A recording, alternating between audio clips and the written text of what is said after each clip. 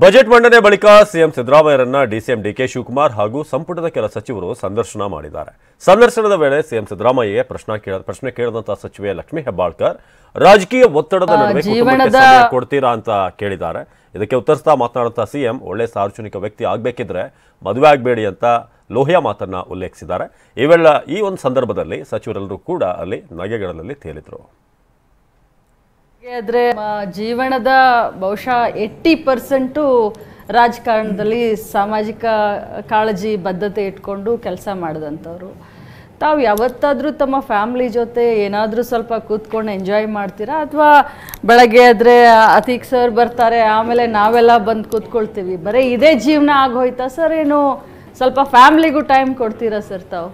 ಫ್ಯಾಮಿಲಿಗೆ ಟೈಮ್ ಕೊಟ್ಟಿರೋದು ಭಾಳ ಕಡಿಮೆ ಸರ್. ಹಾಗೆ ಯಾಕೆ ಸರ್?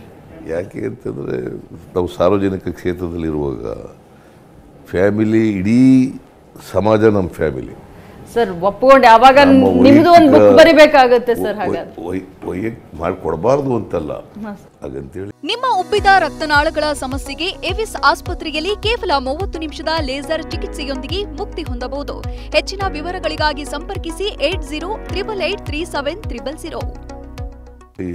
ಕೊಡಲೇಬಾರ್ದು ಅಂತ ನಾನು ಹೇಳಕ್ಕೆ ಹೋಗಲ್ಲ, ಬಟ್ ಸಮಯ ಸಿಕ್ಕೋದಿಲ್ಲ ಕೊಡಲಿಕ್ಕೆ. ಸೊ ಹಂಗಾಗಿ ತೊಂದರೆ ಆಗ್ತದೆ. ಅದಕ್ಕೆ ಲೋಕಿ ಅವರು ಏನು ಹೇಳ್ತಿದ್ರು ಗೊತ್ತಾ, ನೀವು ಒಳ್ಳೆ ಸಾರ್ವಜನಿಕ ವ್ಯಕ್ತಿ ಆಗ್ಬೇಕಾದ್ರೆ, ರಾಜಕಾರಣಿ ಆಗ್ಬೇಕಾದ್ರೆ ಮದುವೆ ಆಗಬೇಡಿ ಅಂತ ಹೇಳ್ತೀವಿ.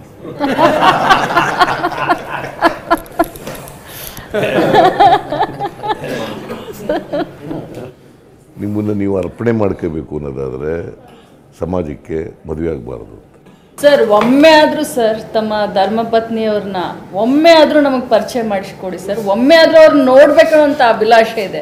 ಯಾಕಂದ್ರೆ ತಾವು ಎಲ್ಲರಿಗೂ ಸರ್ ಬಸವಣ್ಣನವರ ತತ್ವದಲ್ಲಿ ಪಾಲನೆ ಮಾಡ್ತೀರಾ. ತಾವು ಸಾಮಾಜಿಕ ಸೇವೆನೇ ಕಾಯಕವೇ ಕೈಲಾಸ ಅಂತ. ತಮ್ಮ ಧರ್ಮಪತ್ನಿಯವ್ರ ಬಗ್ಗೆ ನಾನು ಕೇಳಿದ್ದೀನಿ, ಅವ್ರು ತುಂಬಾ ದೈವಿ ಭಕ್ತರು ಅಂತ. ನಾವು ಅವ್ರನ್ನ ನೋಡ್ಲೇ ಇಲ್ಲ ಸರ್. ಒಮ್ಮೆ ಆದರೂ ಅವಕಾಶ ಮಾಡಿಕೊಡಿ ಸರ್. ಮಾಡ್ಕೊಡ್ತೀರಾ ಸರ್? ನಿಮ್ಮ ಹೋಮ್ ಮಿನಿಸ್ಟರ್ನ ಯಾಕೆ ನೀವು ಬಂಧನದಲ್ಲಿ ಇಟ್ಟಿದ್ದೀರಾ? ಗೃಹ ಬಂಧನದಲ್ಲಿ. Home minister should be powerful. Is always powerful. ನಮ್ಮ ಹೋಮ್ ಮಿನಿಸ್ಟರ್ಸ್ ಎಲ್ಲ ನಮಗೆ ಸ್ವಾತಂತ್ರ್ಯ ಕೊಟ್ಟಿದ್ದೀವಿ ಅವ್ರಿಗೆ. ಈಗ ಅವ್ರು ಇಲ್ಲಿ ಹೋಗಕ್ಕೆ ಬರೋಕ್ಕೆ ಭೇಟಿ ಮಾಡಿಸಿ ಅದಕ್ಕೆ ಅಂತಿದ್ದು ಸ್ವೇರಿಂಗ್ ಇನ್ ಸೆರೆಮನಿಗೆ ಬಾ ಅಂತ ಬರಲೇ ಇಲ್ಲ. ಏನು ಮಾಡೋಕ್ಕೆ ಅವಕ್ಕೆ ಫೋರ್ಸ್ ಇಲ್ಲ ಇಲ್ಲ, ನಾ ಬಾ ಅಂತ ಕರೆದ್ರು ಬರಲಿಲ್ಲ.